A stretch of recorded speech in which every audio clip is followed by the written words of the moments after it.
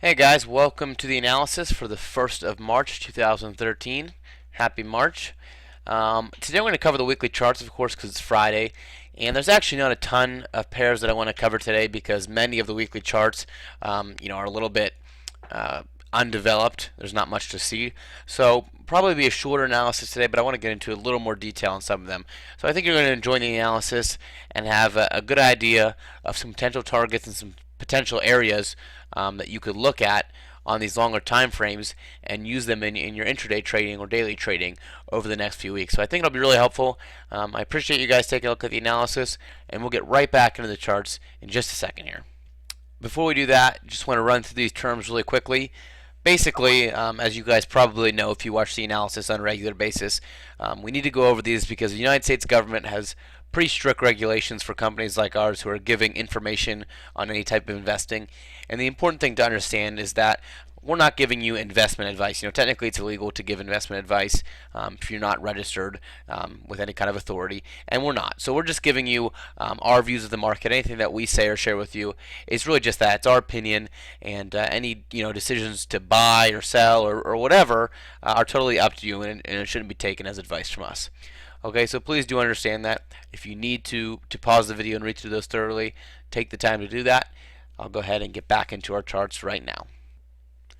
Alright guys, so first I have up here the euro dollar, and of course the thing that we're looking here is that we had this really nice uptrend building here. The reversal came around 137.50 and obviously has been going down nicely since that point. And of course, the reason that we like the euro weakness so much and the potential is because it really could be in line with a longer trend here. With this momentum behind it and the fact that it came all the way from 1.5 area and tested all the way down near 1.2, you start getting excited about the possibility this could come all the way down toward that 1.2 level and perhaps even continue to a lower leg on this long-term downtrend. And so that's why this reversal momentum and potential is very exciting to think about in terms of trading. So with that said, I just want to take a little closer look here as I'm going to zoom up. Here we go. And basically what I'm looking at here as far as the potential for continuation on the euro against the dollar specifically is this zone right here. You can see the reason I have this zone is it covers these two bottoms here, this area right here, this tail right here is covered in that, and the top is made up of this area and pretty much just the tail here is where this top zone is formed. But really what we're looking at is the bottom. And so you can see that it came below, it poked through the bottom of the zone. It has bounced up looking like it's going to close. The week closes in just about an hour. So it's looking like it's going to close within this range. And so what we want to see on the euro dollar is a clear and obvious break. Anything that's still close to the 130 level is not a clear break. So the trouble with that is that once you get a clear break, you get down this price range, you're already near the 50 fib level, which is going to be another area of major support. And so one of the issues with having reversal potential and the potential for price to move all the way down is that along the way you have a lot of areas that you have to consider that are going to cause price to struggle. And so basically the best way to trade that, and I know I've talked about this before, is to look at and trade from level to level. If it breaks through here, okay, good break, try to get in as early as possible on the break and then look to target toward the 50 level. And then if it is able to fight through, it might struggle for a while, but if it's able to fight through, okay, then you target the next level, which might be here, the 61.8 level. Then after that, maybe it's going to break that level. You can see some other levels in here like this one, basically 124.30.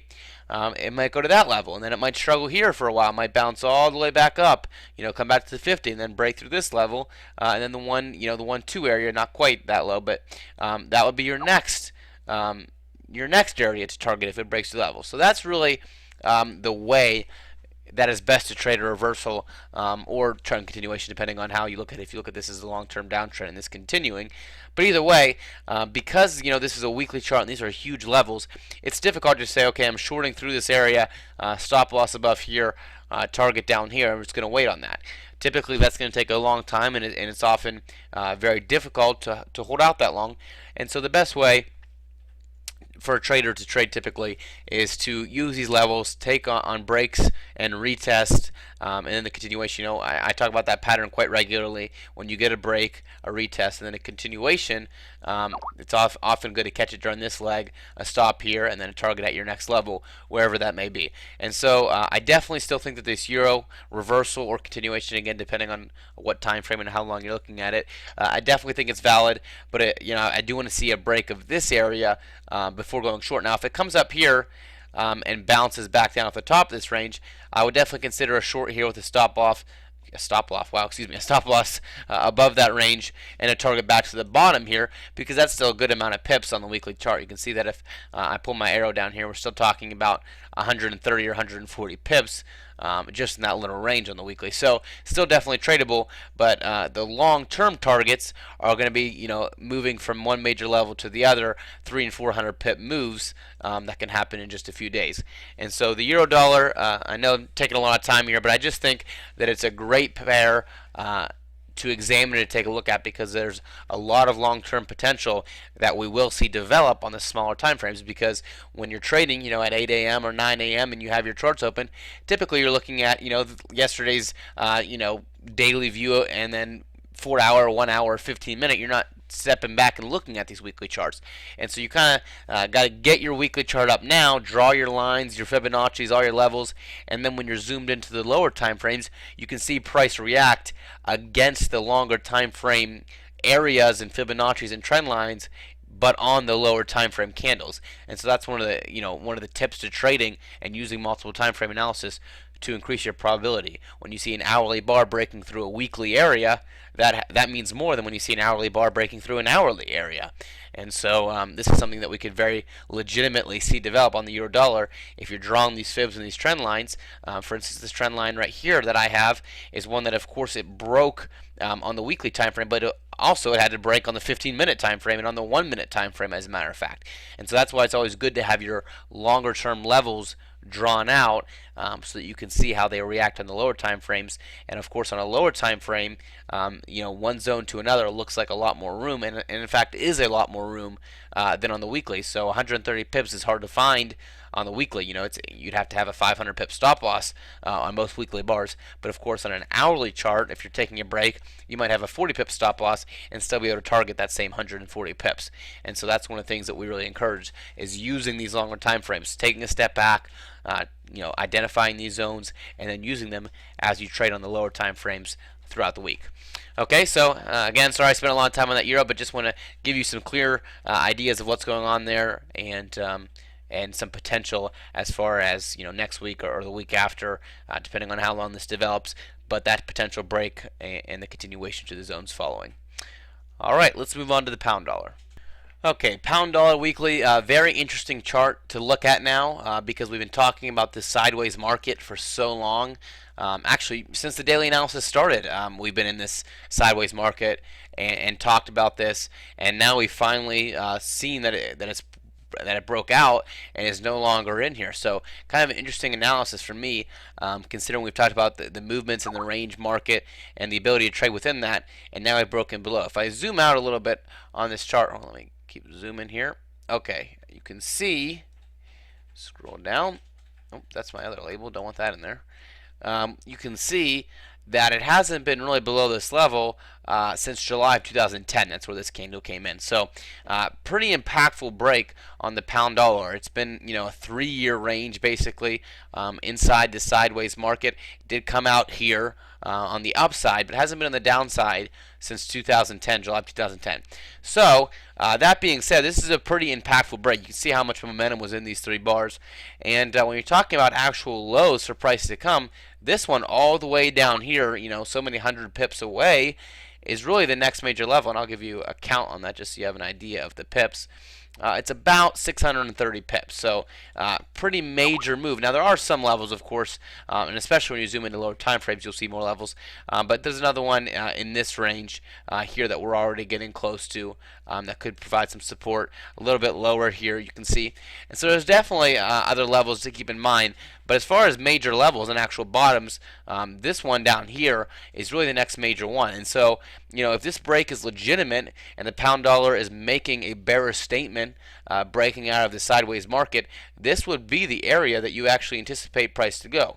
One thing that we could see is a retest all the way back up toward 152.80 before continuation. But as far as the pound dollar bearishness, this is a pretty strong statement that this thing wants to go down, and in fact is moving down. And you can see the steepness of the move and the clear break.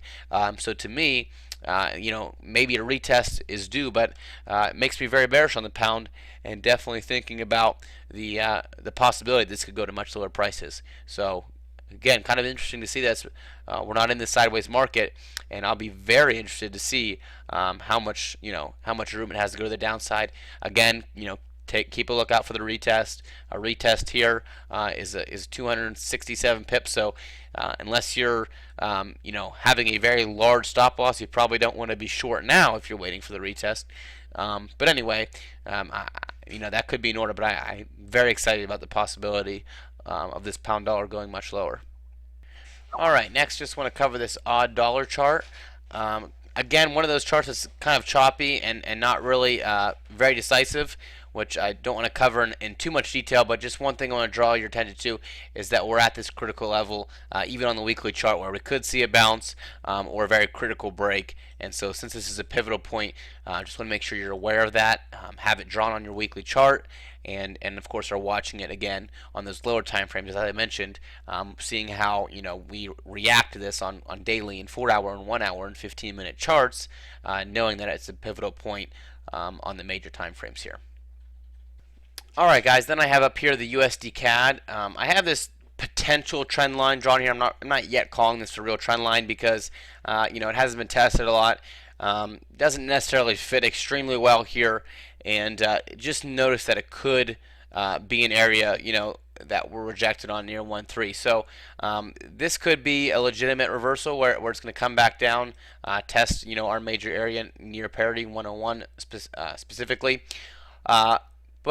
But on the other hand, I don't want to make some major projection here, because I don't necessarily have a strong sentiment one way or the other on the USD CAD, to be quite honest, because we could see just a break. This could just be a test here and then a break, very possible. But just notice that this could fit and could be an area where we're actually pushing back down toward our support resistance area. As far as long term, if it were to turn, there's not really a good bottom on this USD CAD, even though it's kind of sideways. You can see here is an area, and there's a bottom, and that's a bottom, that's a bottom. So there's not really a good bottom. We have this really far one near 95, but this is a nice level in between that price has been quite attracted to in the parity and the 101 area, and so definitely worth noting on that one. So just keep an eye on this USD CAD. Reversal signs could definitely lead me to believe that this is headed toward our support and resistance zone here, and so that's something that I think could be very tradable. Alright guys, then to finish up, we'll cover one yen pair here. Still have this major area around 94 on the US yen. You can see no weekly bar has certainly closed above. It's kind of 4 weeks now in a row of pretty sideways movement after the huge bursts here to the upside. And looked earlier this week like the reversal had finally come. Okay, we started slowing down, and then we had the reversal to the downside here, but in fact popped all the way back up to sit above 93.5 now, and looks like it's going to close above 93.5, which is of course a pretty high price. So it's kind of interesting. I still think that this is just a consolidating wedge pattern, and that we could easily see a break up here. Could be a breakdown, could be a reversal, but I still think the upside potential is quite large there as well. I know that many people are saying, okay, the run's over, just stalling and waiting to crash, but I actually think there's a lot of potential to both sides there. Wouldn't be caught up on just taking shorts personally. I think there's potential on both ends, and so to me, this is just a consolidating wedge and just waiting for the next break, whether that's to the upside or to the downside. Either way, I think very tradable, and of course, the reversal potential has massive potential. You don't have a lot of support and resistance areas, one here, and then of course your bottom here, and on the upside, there's a lot of space too. So the USD yen, great pair for trading, lots of space either way. And just really waiting for the break out of that consolidation period, and then I think we'll get good trading opportunities. Alright guys, that's it for the analysis. Hope you enjoyed taking a step back and looking at these weekly charts. I personally think that there's a lot of potential stuff going on. I'm excited to see some of these levels and how they'll react. And I think we're going to have a great month of trading in the month of March. And I appreciate you guys following along, tweet and share and all that stuff. Leave any comments, and I will be with you Monday.